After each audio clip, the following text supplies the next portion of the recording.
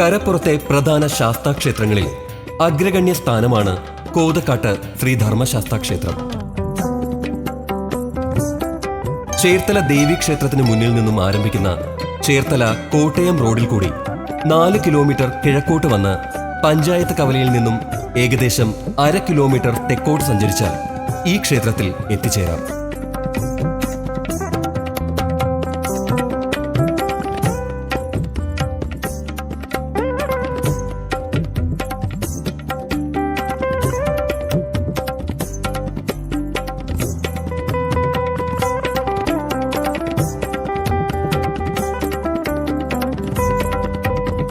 ശനിയാഴ്ച പ്രാധാന്യമുള്ള ദിവസമായി കരുതി ധർമ്മശാസ്താവിനെ ശനീശ്വരനായും ആപൽ ബാന്ധവനായും കലിദോഷഹരനായും അന്നദാന പ്രഭുവുമായി ആരാധിച്ചു പോരുന്നു.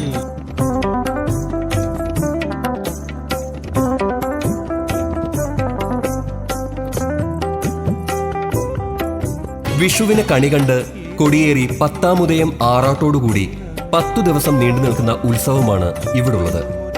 മിഥുനമാസത്തിലെ ഉത്രം പ്രതിഷ്ഠാദിനമായി കളഭവും വിളക്കുമായി ആഘോഷിച്ചു പോരുന്നു.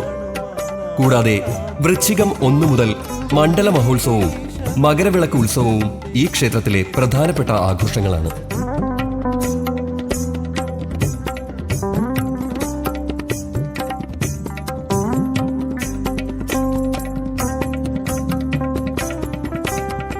എല്ലാ മലയാള മാസം ഉത്രം നാളിൽ ക്ഷേത്രത്തിൽ അഖണ്ഡനാമജപവും അന്നദാനവും നടന്നുവരുന്നു. നാലമ്പലത്തിനുള്ളിൽ തുല്യ പ്രാധാന്യത്തോടുകൂടി ദുർഗാദേവിയും കന്നിമൂലയിൽ ശ്രീ ഗണേശനും കുടികൊള്ളുന്നു.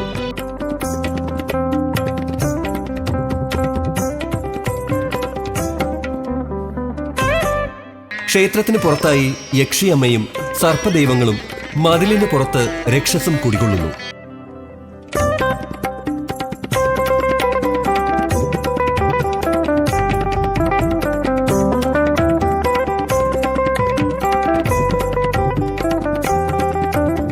ത്രിമൂർത്തി സംഗമമായി തിരുമുറ്റത്ത് അരയാലും പൂവളവും ഇലഞ്ഞിയും ഒരേ തറയിൽ നിൽക്കുന്ന കാഴ്ച ഏതൊരു ഭക്തനിലും ആനന്ദാനുഭൂതി ഉണർത്തുന്നതാണ്.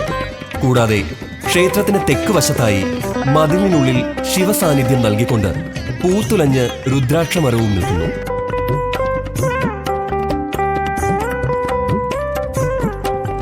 ക്ഷേത്രത്തെ സംബന്ധിച്ച ഐതിഹ്യം 12-ാം നൂറ്റാണ്ടിന് ശേഷം ഇന്ത്യയിലേക്കുള്ള വൈദേശിക ആക്രമണ കാലത്ത് കേരളത്തിന്റെ വടക്ക് ഭാഗത്തു നിന്ന് ബ്രാഹ്മണർ തെക്കോട്ട് കുടിയേറി. കൂട്ടത്തിൽ അവരുടെ സേവാമൂർത്തികളെയും കൊണ്ടുപോന്നു. മേൽപ്പറഞ്ഞ ദേശാടന കാലത്ത് കരപ്പുറത്തെത്തി താമസമുറപ്പിച്ച പ്രമുഖ മനകളായിരുന്നു കോതമന, പെരുമന, പട്ടമന, ഇടമന എന്നിവ. ദേശത്ത് പ്രധാനി കോതമനയായതിനാൽ ദേശത്തിന് കൊച്ചു കോതമംഗലം എന്ന് പേര് വരികയും കാലക്രമേണ കൊച്ചു കോതമംഗലം ലോപിച്ച് കൊക്കോതമംഗലം എന്നായി ഗ്രാമത്തിന്റെ പേര്.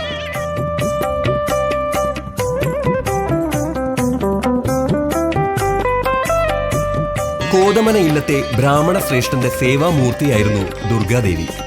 ദുർഗാദേവിയെ മനയ്ക്ക് ചുറ്റുമുണ്ടായിരുന്ന കാവുകളിൽ വടക്ക് ഭാഗത്ത് പ്രതിഷ്ഠിച്ച് പൂജിച്ചിരുന്നു.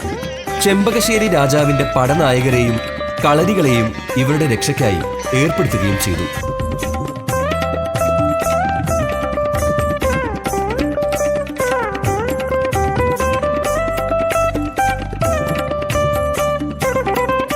പരശുരാമനാൽ പ്രതിഷ്ഠിതമായ 108 ശാസ്താക്ഷേത്രങ്ങളിൽ സഹ്യാദ്രി സാനുക്കളിലെ ബ്രാഹ്മണ കലഹത്തെ തുടർന്ന് പലായനം ചെയ്യപ്പെട്ട ബ്രാഹ്മണ കുടുംബത്തിലെ കാരണവർ ഈ ക്ഷേത്രം നിൽക്കുന്ന സ്ഥലത്ത് എത്തിച്ചേരുകയും അദ്ദേഹം കൂടെ കരുതിയ ശ്രീ ധർമ്മശാസ്താവിന്റെ വിഗ്രഹം പ്രതിഷ്ഠിക്കുകയും ചെയ്തിട്ടുള്ളതാകുന്നു.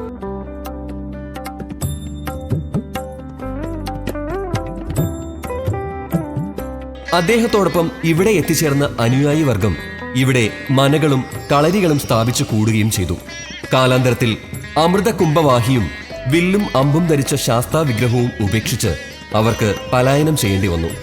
പിന്നീട് വളരെ നാളുകൾക്ക് ശേഷം കോതമന ഇല്ലത്തെ ആശ്രയിച്ച് മറ്റു ജോലികൾ ചെയ്തു കൊടുത്ത് താമസിച്ചിരുന്ന കോത എന്ന നായർ സ്ത്രീ കാട്ടിൽ നിന്നും തോൾ ചെത്തുമ്പോൾ അമൃതകുംഭവും വില്ലും അമ്പും ധരിച്ച അയ്യപ്പ വിഗ്രഹം കാണുകയും വിവരം സ്ഥലത്തെ പ്രമാണിയായിരുന്ന കോതമന ഇല്ലത്തെ കാരണവരെ അറിയിക്കുകയും അദ്ദേഹം മറ്റു ബ്രാഹ്മണ ശ്രേഷ്ഠന്മാരെ അറിയിക്കുകയും ആ വിഗ്രഹം കണ്ട അതേ സ്ഥലത്ത് തന്നെ നല്ല മുഹൂർത്തത്തിൽ പ്രതിഷ്ഠ നടത്തുകയും ചെയ്തു. കോത കാട്ടിക്കൊടുത്തതായതുകൊണ്ട് കോത കാട്ടിയ ശാസ്താവ് എന്ന് പറയുകയും പിൽക്കാലത്ത് കോതക്കാട്ട് ശാസ്താവായി തീരുകയും ചെയ്തുവെന്ന് പറയപ്പെടുന്നു.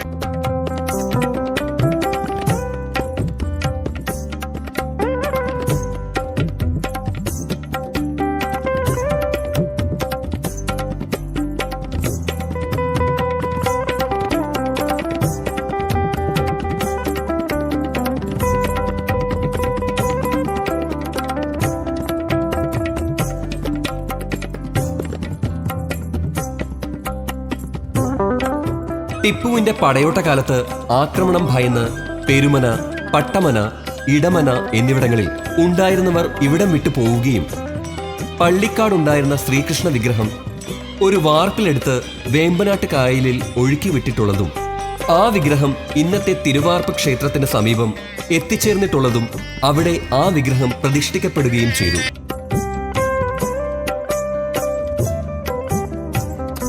അതുകൊണ്ട് ഇവിടുത്തെ ശാസ്താവും കുടുംബക്കാരും തിരുവാർപ്പ് ക്ഷേത്രവുമായി ബന്ധപ്പെട്ടിട്ടുള്ളതാണെന്ന് പ്രശ്നവശാൽ തെളിയുകയും ചെയ്തു.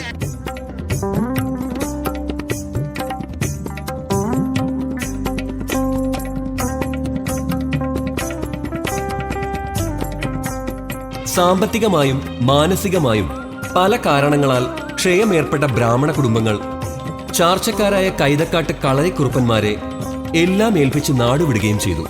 ഇവരും പിന്നീട് അവർക്ക് ബന്ധമുണ്ടായിരുന്ന നായർ കുടുംബത്തിന് ക്ഷേത്രവും ക്ഷേത്രവസ്തുക്കളും കൈമാറി ദേശം വിട്ടു പോവുകയും പിന്നീട് ഏറെക്കാലം പൂജാദികളില്ലാതെ ക്ഷേത്രം ജീർണതയിലാവുകയും സ്ഥലത്തെ പ്രമാണിമാർ നായർ സർവീസ് സൊസൈറ്റിക്ക് കീഴിൽ കരയോഗം രജിസ്റ്റർ ചെയ്ത് പ്രവർത്തന നിരതമാവുകയും ക്ഷേത്രം ഊരാൺമക്കാരിൽ നിന്നും ഏറ്റുവാങ്ങുകയും 1954 ഇന്ന് കാണുന്ന ക്ഷേത്രം നിർമ്മാണം നടത്തുകയും ആചാര്യവിധിപ്രകാരം പുനഃപ്രതിഷ്ഠ നടത്തുകയും ചെയ്തു.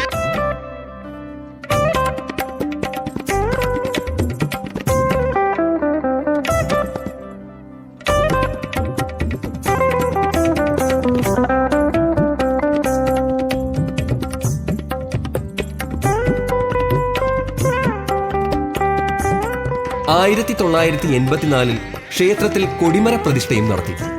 അങ്ങനെ 820 നമ്പർ NSS കരയോഗത്തിന്റെ സമ്പൂർണ്ണ ചുമതലയിൽ ക്ഷേത്രകാര്യങ്ങളും ഉത്സവാദികളും മുറതെറ്റാതെ നടന്നുപോരുന്നു.